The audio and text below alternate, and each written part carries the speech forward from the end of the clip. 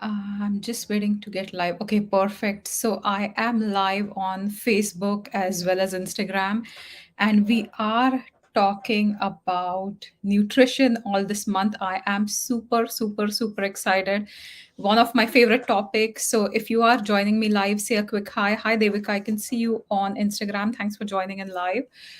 This is the month of nutrition. We are super excited, like all the nutrition fans and nutritionists. And this is the month I'm going to share a lot about Ayurvedic nutrition as well. So stay tuned, and I'll be going live on my Facebook page as well as Instagram every single day. So that's my challenge to myself. So today I'm doing the Wellness Wednesday at noon, and the Wednesdays will be at noon, but every single day, 9 o'clock for a quick bite on nutrition, for a quick talk. I'll be live every single day. So that's the thing I'm going to do for the month of March. And interesting thing, right? So today let's talk about the biggest nutrition myths that are ruining your health, right? So I have seen this in my practice that a lot of the times, a celebrity would endorse a certain diet, or an influencer would talk about juicing, or a certain kind of product they've tried and they've had fantastic results, and then they start advocating everybody to do the same thing, right? I have also seen this in the nutrition world, right? That everybody will be like, oh, I tried this worked fantastic, I lost 20 pounds, and now you try this, right?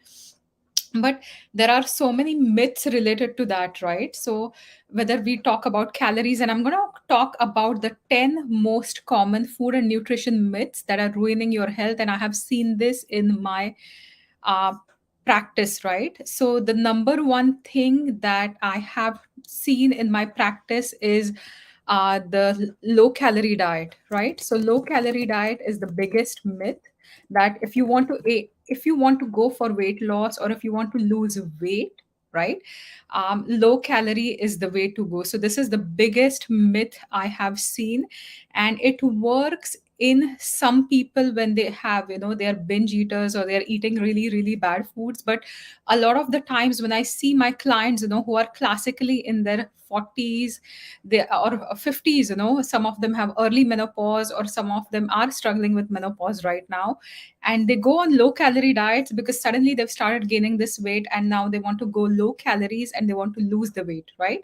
So the biggest myth is low calorie diet is going to help you lose weight, because if you are somebody who's extremely tired, who has the afternoon crashes, if you are constantly craving carbs, one of the signs, like these are signs of adrenal imbalance. If your adrenals or stress glands are not functioning well, and if you go low calorie, if you go low carb, you will be further exhausted, right? So that is not the way to go. So you will further end up storing the weight, you will start storing the body fat, you will not release any body fat, right?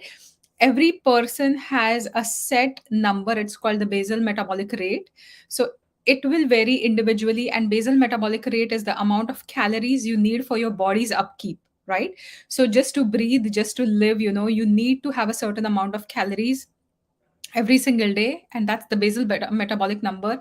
And if your daily intake would be lower than the BMR, you will start storing fat, your body will not release any fat. So that's the number one thing, or the number one myth I've come across, that low calorie diet is the way to go for weight loss. Absolutely not. Second is a very common diet that's been promoted. It was like really popular in India. I've seen a lot of nutritionists promote it, that eating 8 meals a day, right? 6 to 8 small meals, frequent meals is the way to go if you're looking at weight loss or staying healthy, right?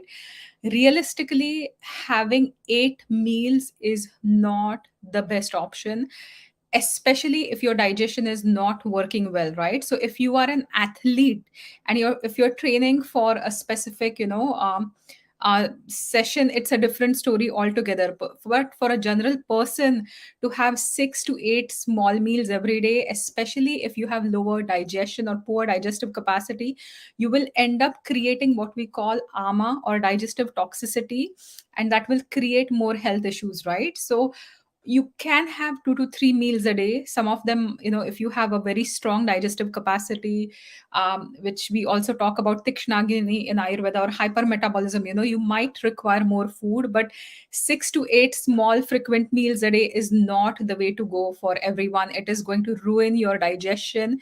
It's going to create a lot of food sensitivities in a period of time, right? So that's not the best thing. So the low fat diet, was promoted a few years ago, and unfortunately it's still there, right? I have seen so many clients talk about the third myth, which is that high fat foods are unhealthy, right? So, or high cholesterol foods are unhealthy for everyone, and then they will get rid of all the cholesterol containing foods or high fat foods. But fat is required for your brain function. Cholesterol is required for your hormones, right? Hormonal synthesis. So if you are avoiding fat, and if you are going for the artificially sweetened, or the flavored foods, or the unnatural foods which have tons of sugar just to mimic the flavor and give you some kind of a tingle to your taste bud, you are doing it wrong, right? So high fat foods are not unhealthy. High fat should be had in moderation. In Ayurveda, when we look at certain texts, we promote having small amounts of ghee at each meal, right? So meals should be had along with a little bit of ghee. You can use it in your dal, you can use a bit of butter to saute your vegetables, or you can have some nice olive oil as a dressing on your salads if you're into salads, right? But high fat foods are not unhealthy. High fat foods being unhealthy is the myth number 3 that I've encountered in my practice. Number 4 is the opposite of that fat foods are unhealthy. So I have seen so many nutritionists today promote the keto diet, right? Everybody from influencers to models to like every person on the planet today is promoting keto diet for weight loss, right? And keto is something I gave it a try myself. So the reason I tried keto was I wanted to see how keto diet works for a kapha prakriti person, right? And it did not work well for me. I felt fantastic the first few days, right? The first 2 weeks were like really good, but the amount of fat that I had to intake on a daily basis to keep up with the keto, to go into ketogenesis, was just not suitable for a kapha type of personality, right? So keto is not the best weight loss diet for everyone. That is a big, big, big myth, right? If you are having issues with your gallbladder, if your gallbladder function, is not good, if you don't have a gallbladder, right? So that's the number one thing. If you're not digesting fat, so you could have gallbladder, it could be sludgy, bile could be sludgy, could be one thing, or there could be issues with fat digestion, right? And most people do keto wrong. When you talk about lazy keto, a lot of the times you're having high amounts of fat with high amounts of carbs or something, and you're not going to be able to create ketones from the fat, right? So keto is not the best diet for weight loss. It does not work for everyone. I had interviewed a cardiologist from Toronto who also talked about seeing a lot of clogged arteries in people who were into doing ketogenic diets, right? So that's something you have to be mindful about. Now, the another one myth, a fifth myth is going to be about macros again. This is going to be about high protein diet, right? So in Canada, most my clients have enough protein in the diet or high protein in the diet, right? Yesterday I had a nice session with a client, and she was really happy because she found a lot of answers to why she was feeling how she was feeling. Like she was feeling miserable even though she was eating everything, right? Right according to her, or right about what the mainstream would promote. She was having 3 eggs for breakfast, she was having chicken for lunch, she was having some beef for dinner, right? So she had a high protein diet, and she was working out with weights for at least 3 years, right? She was somebody who was consistent with weight training. Interestingly, what we found was that, she complained of not losing any weight, not feeling any stronger, and she actually had low muscle mass, right? So high protein diets do not mean fat loss. High protein diets are not always healthy, and sometimes when you have a lot of inflammation in the body, or if you're eating the wrong type of protein for you, your body is not even assimilating the protein that you're eating, right? So that is something you have to be, mindful of, that high protein diets are not necessary. You need smaller amounts of protein at each meal. That's the one thing I promote in my practice. But high protein diets, loading up with on protein shakes, energy bars or protein bars, are absolutely unnecessary in my opinion, right? So if you are watching this live, and we've talked about 6 things so far, if you can talk, like, tell me which of the myths you had been a victim to. Have you followed any of these myths, and which of the myths are you following? I'm going to say a quick hi to Vrinda's here, Twigtails is here, Dr. Heels is here, Nithi is here, Dr. Nikita is here. Nice to see you, Dr. Nikita. Pallavi is here, Dr. Sonal Singhal is here, Nehal Patel, Laura Plumb, Dr. Muhammad, Dr. Nirupama. So we have quite a bit of people live on Instagram, which is fantastic. So we talked about the first 5 myths. Low calories does not mean weight loss. The second myth was that you need to eat 6 to 8 small frequent meals for optimum health. That's a myth. The third myth is that high fat foods are unhealthy. The fourth myth is that keto is best for everyone for weight loss. Big myth. And the fifth one is high protein diet is necessary for everyone. So these are 5 myths I've covered so far. The sixth one, again, is something that I see a lot in my practice. And we have a big perception when it comes to weight and body image or body type, right? So a lot of the times when you look at people who are skinny, who are not gaining any weight, right, you will perceive them to be healthy, and maybe you have that friend who's like, oh, I can eat whatever I want, and I don't gain any weight, but I just feel tired, I don't feel as great. Or one of your friend, they can eat anything they want, but they have a little bit of a belly which doesn't seem to go away, right? So skinny does not mean healthy. Skinny just means skinny, nothing else, right? A lot of the times, and I've again spoken about this, that in my practice, when I do body composition reports for my clients, I have seen people to have a really low body mass index, sometimes 24 or even 20, 21, and they will have a higher body fat, nearly 40%, right? So your body mass index will give you a number which will tell you whether you are in the overweight category or the obese category or the normal category. But body fat is the best indicator of your internal inflammation state. If you are inflamed, you will hold on to a lot of body fat, right? And skinny does not mean healthy, because you could be skinny and you could have a lot of visceral fat, which is fat around your organs, which is even more dangerous. So that's the sixth myth. The seventh one is more about nutrition, right? So everybody will have a heavy breakfast. They come to me and they're like, oh, I have bacon and eggs for breakfast. I love to start my day really, healthy and really with a heavy breakfast so I can keep going throughout the day, right? So if you look from an Ayurvedic perspective, the number one thing to understand is morning, when you have just woken up, is also not the time where your digestion is at its peak, right? Afternoon time, when you start moving your body, your digestion will start kicking in, right? If you are somebody who's active, if you've had a fantastic workout in the morning, it's a completely different story. But for most people, if you have just woken up, you haven't even moved your body, and you go for that heavy meal of eggs with bacon, or two toasts with peanut butter, or bananas and oatmeal or anything, right? It is going to be heavier for you, right? It will make you sluggish, especially if you have a weaker digestion. So protein is not the most important meal of the day, right? And it should not be the biggest meal of the day. Ideally, the biggest meal of the day should be either lunch or early dinner.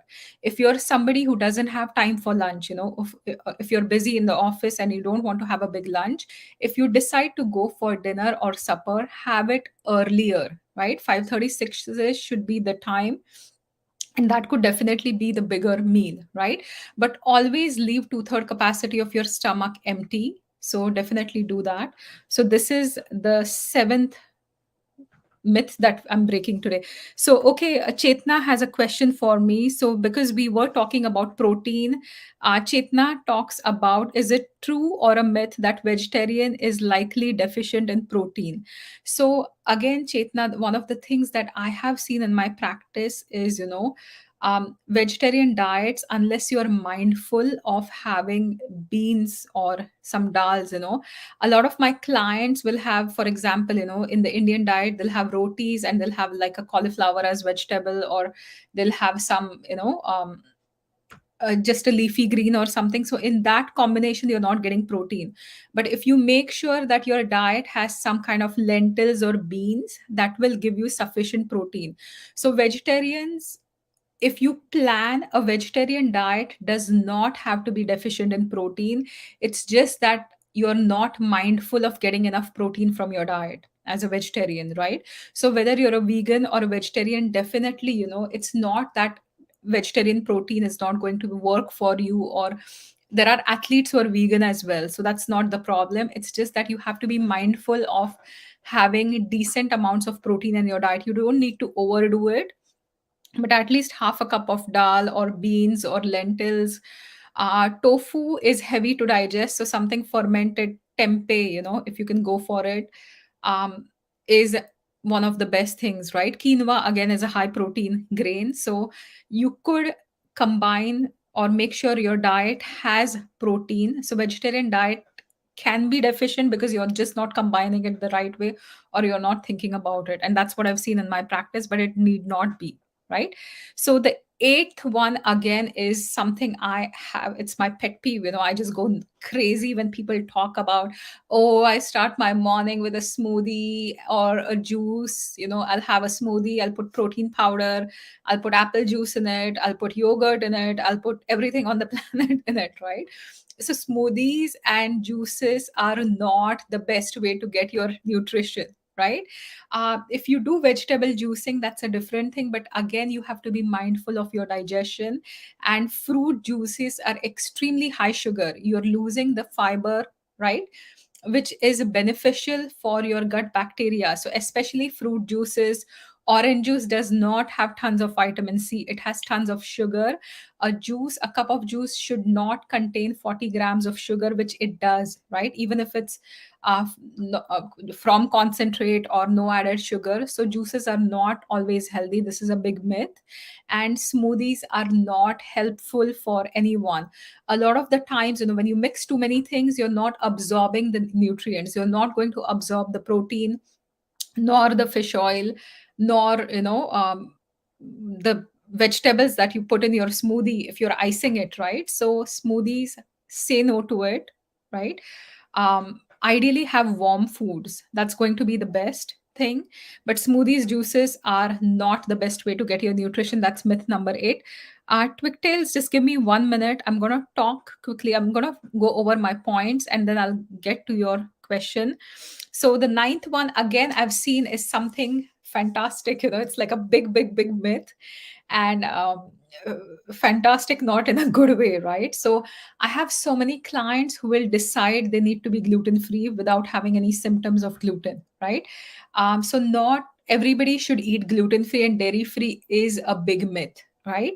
Now, gluten and dairy are some of the most allergenic groups of foods we find today, right? So you could be reacting to whey protein or casein or lactose, right? Whey, casein are the milk proteins, lactose is the milk sugar. So you could be intolerant to any of these or all of these, right? At that time, you need to give up dairy, right? And gluten is a protein found in wheat, rice, spelt, and barley. In my practice, I've seen a lot of people to be wheat intolerant, right? And I've also seen a lot of people to be casein intolerant. Now, the interesting thing is that if your gut is impaired, then you will have problems with digesting gluten as well as dairy. But if you have a healthy gut, you should not go gluten free or dairy free. If you're having symptoms, 100% cut it out. But just because your friend is gluten free, do not go gluten free, because a lot of the packaged gluten free foods are high in sugars, right? They're not healthy. If you look at the label of a lot of gluten free breads, they're just packed with potato starch and tapioca starch. And especially for somebody having a higher blood sugar, this is not the way to go, right? So get tested, get a food sensitivity test done before you decide to do any dietary changes or eliminate certain foods from your diet. That will be really beneficial, and you will know exactly what you're reacting to rather than taking everything out and experimenting. And I do a muscle test for food sensitivity testing. It is 30 to 45 minutes. It is not a pinprick or a scratch test. It can be done pretty fast in the comfort of my clinic. You can have the results right away, and it is safe for children as well as older people. There's no needles or anything involved. It's based on energy medicine. So if you are in Sarnia, close by, if you are bloated, if you're feeling gassy, if you have constipation or recurrent diarrhea or just feeling blah, give me a shout and I can book an allergy or a food sensitivity test for you. But if you are not sensitive or allergic, and if you don't have any symptoms, you do not have to go gluten free or dairy free. Not everyone on the planet has to be gluten free or dairy free, right? So this is the ninth one. And the 10th one that I've come across, and this is something that is a big problem for a few of my clients, is the fermented foods, right? So the kombucha trend has been there for a few years now, and it is getting popular every single day, right? Kefir or sauerkraut or kimchi, kombucha, we're talking about fermented foods. We're talking about pickles. There's so many lacto fermented foods that are getting more and more popular today, right? But fermented foods are not a must for everyone, especially if you are having impaired gut with excess acid built up, right? So if you have a lot of acid reflux, if you have ulcers, if you have histamine intolerance, this is something I see quite a bit in my practice, right? Histamine related issues. So you have gut issues, plus you're breaking out into hives and stuff, and certain foods would trigger more histamine release in the body. Fermented foods are absolutely to be avoided at that time, right? So fermented foods are going to be acidic, they are going to increase the pitta in your body, right? If you already have an ailment which is related to excess pitta, right, it's going to further provoke the pitta. So any bleeding disorders, or even fibroids or polyps, whether it's gastric polyps or intestinal polyps, I would be mindful of just eating tons of fermented foods, right? So be mindful of that. So that's my 10th myth, right? So I have covered 10 myths about food and nutrition that are ruining your health without you knowing about them. If you're watching this live, please in the comment section, let me know which one is the one myth that you have been a victim to, that you've tried and it did not work for you and you just felt trapped to because somebody was promoting it, right? Now and if you have any questions, post it in the comments, so I'll be answering the questions as well. So Twigtails is asking me a question: what if we feel hungry post dinner, right? And what source of protein would work if weak digestion? Would you suggest fish, eggs, soaked lentils, or soaked nuts in less quantity? So Twigtails, if you are hungry post dinner, right, one of the best things is you can have some, either like a warm beverage would be a good thing, right? You can always have something like, a turmeric milk. Golden milk is something which is easily digestible, or you could make golden milk with coconut milk as well, right? And that, when you're adding the spices, it's going to get digested easily, because it's a liquid, it's not going to sit in your belly for a long time, right? So it has to be like a warm liquid would be ideal. If it's solid, it's going to take time to digest, right? So you don't want to eat anything for at least 3 hours before bedtime, otherwise it will just sit in your belly and not get digested.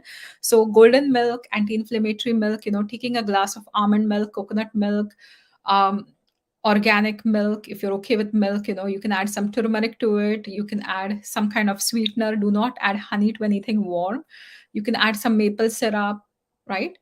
um, you can add, yeah, maple syrup would be fine. Stevia, if you're using stevia, that's fine as well. Give it a stir and drink it, and usually that will satisfy you, right? That will satisfy that little bit of hunger, especially if you do coconut milk, which is also a little bit thicker, right? But use light coconut milk. Don't go for the full fat one at night, or dilute it with water. So that would be my suggestion.